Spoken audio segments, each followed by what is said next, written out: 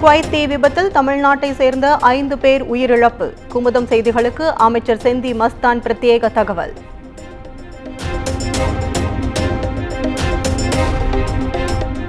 அதில் ராம கருப்பன், வீராசாமி மாரியப்பன், சின்னதுரை கிருஷ்ணமூர்த்தி, முகமது ஷரீப், புனாப் ரிச்சார்டு ராய் என்ற 5 நபர்கள் இறந்திருக்க கூடும் என்ற செய்தி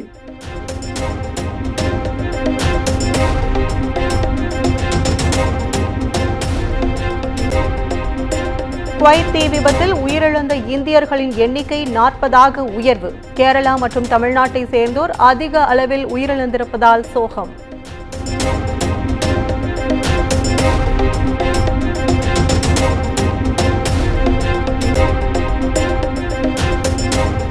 தீ விபத்தில் காயம் அடைந்தவர்களை நேரில் சந்தித்து ஆறுதல் தெரிவித்த குவைத் துணை பிரதமர் ஷேக் பஹத் யூசுப் அல் ஷபா விபத்து நிகழ்ந்த கட்டடத்தை ஆய்வு செய்து உரிய விசாரணை நடத்தவும் போலீசாருக்கு உத்தரவு.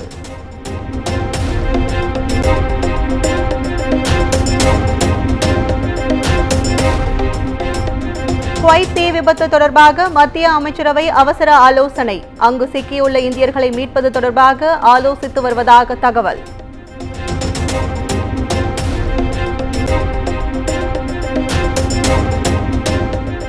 குவைத் தீ விபத்தில் உயிர் இழந்தவர்களின் குடும்பங்களுக்கு முதலமைச்சர் மு.க. ஸ்டாலின் இரங்கல். பாதிக்கப்பட்டவர்கள் அயலக தமிழர் நலத்துறையை தொடர்பு கொள்ளலாம் எனவும் அறிவுறுத்தல்.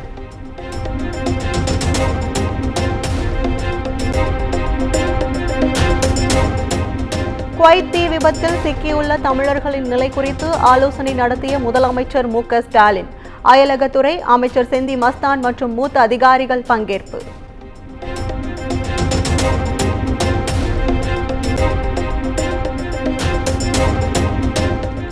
நீட் கவுன்சிலிங் நடத்த தடை விதிக்க முடியாது என்று உச்சநீதிமன்றம் மீண்டும் திட்டவட்டம். தேர்வு சரியான முறையில் நடந்திருந்தால் அனைத்தும் சரியாகத்தான் இருக்கும் எனவும் நீதிபதிகள் கருத்து.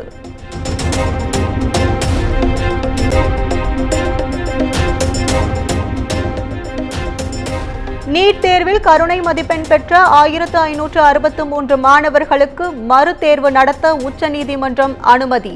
ஜூன் 23ஆம் தேதி அன்று மறுதேர்வு நடத்தப்பட்டு 30ஆம் தேதியே முடிவுகள் அறிவிக்கப்படும் என தேசிய தேர்வு முகமை தகவல்.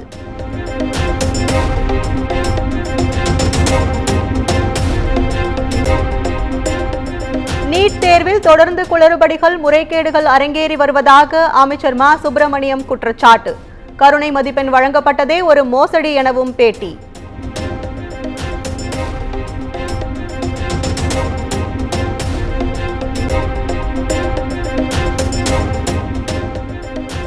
தறிகெட்டு ஓடும் மத்திய அரசுக்கு தமிழ்நாட்டின் 40 எம்பிக்கள் கடிவாளம் போடுவார்கள். விமர்சனங்களுக்கு அமைச்சர் சேகர் பாபு பதிலடி.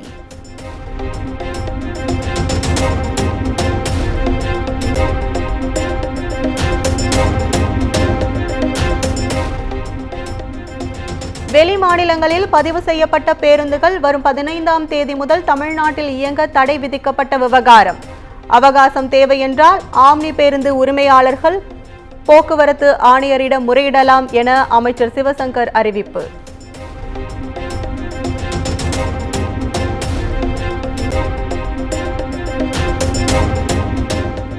இந்த ஆண்டு இறுதிக்குள் சென்னையில் மின்சார பேருந்துகள் இயக்கப்படும் என அமைச்சர் சிவசங்கர் தகவல். போக்குவரத்து துறையில் காலி பணியிடங்கள் இன்னும் 3 மாதங்களில் நிரப்பப்படும் எனவும் பேட்டி. அறிவுரை வழங்கப்பட்டிருக்கிறது. மாணவர்களுடைய பஸ் பாஸ் வருகின்ற வரை பழைய பஸ் பாஸை அவர்கள் பயன்படுத்துவதற்கும், அதேபோல் அவர்கள் அணிந்திருக்கின்ற சீருடையை வைத்தும் அவர்கள் பயணிப்பதற்கு வேறு போக்குவரத்து கழக அலுவலர்கள் அதற்கு அனுமதித்தார்.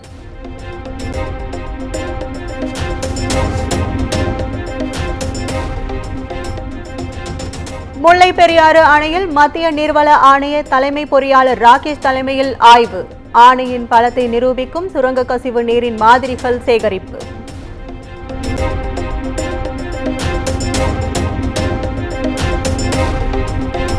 கல்வி வேலைவாய்ப்பில் 3ஆம் பாலினத்தவர்களை சிறப்பு பிரிவினராக கருத வேண்டும். தமிழக அரசுக்கு சென்னை உயர்நீதிமன்றம் உத்தரவு.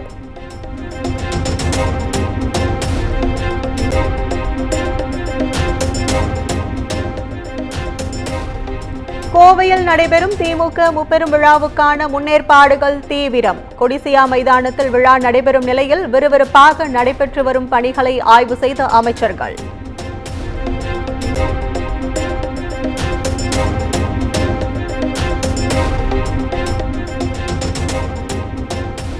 நாகையில் பட்டா மாறுதலுக்காக 10,000 ரூபாய் லஞ்சம் பெற்ற கிராம நிர்வாக அலுவலர் கைது. பாதிக்கப்பட்டவர் அளித்த புகாரின் பேரில் லஞ்ச ஒழிப்புத்துறையினர் நடவடிக்கை.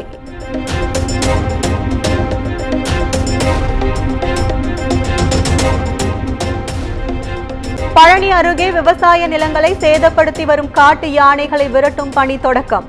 விவசாயிகள் கோரிக்கை விடுத்த நிலையில் வனத்துறை அதிகாரிகள் நடவடிக்கை.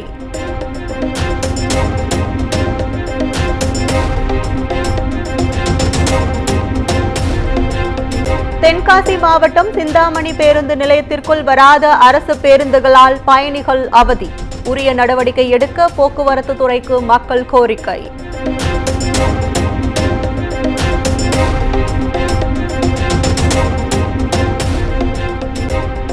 திண்டுக்கல் அருகே கடன் பிரச்சனையால் காவலாளி தூக்கிட்டு தற்கொலை. உடலை கைப்பற்றி கன்னிவாடி போலீசார் விசாரணை.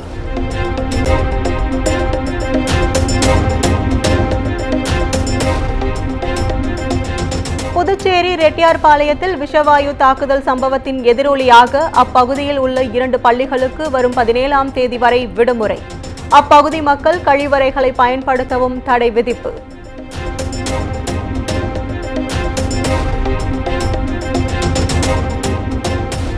புதுச்சேரி ரெட்டியார்பாளையம் புதுநகர் பகுதியில் மேலும் 3 பேர் மயக்கம் அடைந்ததால் பரபரப்பு. சிகிச்சைக்காக மருத்துவமனையில் அனுமதி.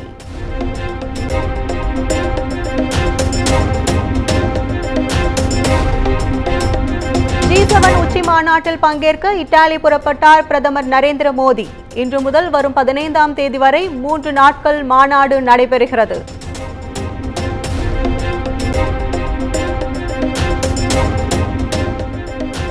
அருணாச்சல பிரதேசத்தில் முதலமைச்சராக 3வது முறையாக பதவியேற்றார் பிரமா கந்து. ஆளுநர் பதவி பிரமாணம் செய்து வைத்த நிலையில் அமைச்சர்களும் பதவியேற்பு.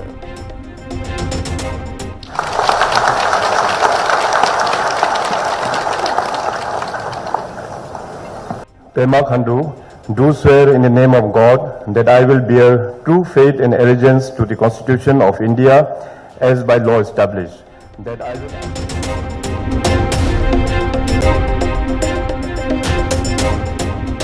தலைநகர் டெல்லியில் தலைவிரித்தாடும் தண்ணீர் பஞ்சம்.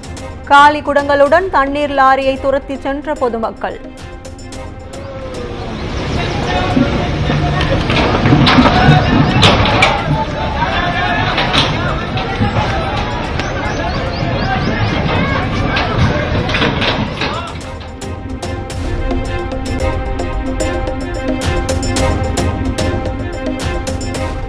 ஐஸ்கிரீம் வாங்கிய பெண்ணுக்கு அதிர்ச்சி. உள்ளே இருந்த மனித விரலால் மிரண்ட சம்பவம். வழக்கு பதிவு செய்து மும்பை மலாத் பகுதி போலீசார் விசாரணை.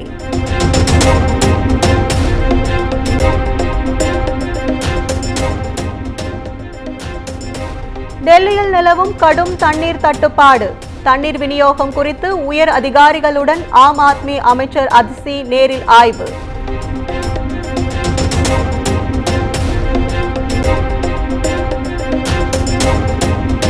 பூரி ஜெகநாத் கோயிலை மேம்படுத்த 500 கோடி நிதி ஒதுக்கீடு செய்யப்படும். சுவாமி தரிசனம் செய்த பின் முதலமைச்சர் மோகன் சரண் மாஜி அறிவிப்பு.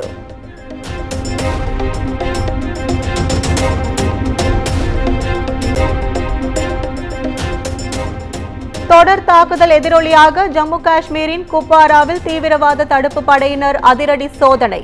கை துப்பாக்கிகள் மற்றும் 2 IED வெடிகுண்டுகள் பறிமுதல் செய்யப்பட்ட நிலையில் ஒருவர் கைது.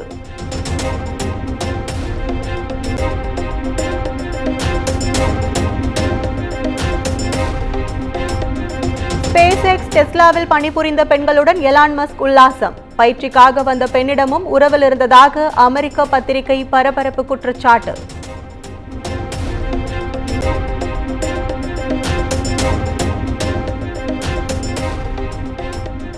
லெபனான் மீது இஸ்ரேல் விமானப்படை வான்வழி தாக்குதல். ஹமாஸ்க்கு ஆதரவான ஹிஸ்புல்லா ஆயுத குழு தளபதி உட்பட 4 பேர் பலி.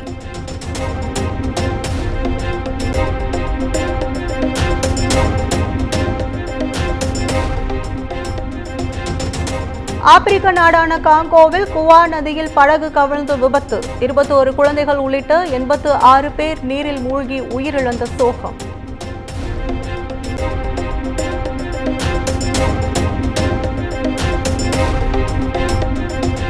இத்தாலியில் நடக்கும் G7 மாநாட்டில் அமெரிக்கா உக்ரைன் இடையே முக்கிய ஒப்பந்தம். நீண்டகால பாதுகாப்புக்கான ஒப்பந்தத்தில் இரு நாடுகளும் கையெழுத்திட உள்ளதாக தகவல்.